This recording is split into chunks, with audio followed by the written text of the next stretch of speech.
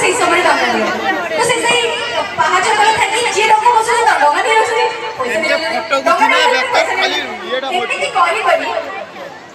সকালে যেতବେଳେ ହେଇଗଲା ଗୋଟେ ବଡ କମ୍ପ୍ଲେନ୍ ଆସିଲା କି ଆମମାନଙ୍କୁ ଡଙ୍ଗା ବସାଇ ଦେଇନାହାନ୍ତି ଡଙ୍ଗା ଘରୁ ଘରକୁ ଡଙ୍ଗା କିଏ ଟାଣି ନେଉଛି ଆଚ୍ଛା କିଏ ସବୁ ଚୋରି କରିବାକୁ ଯାଇଥିଲେ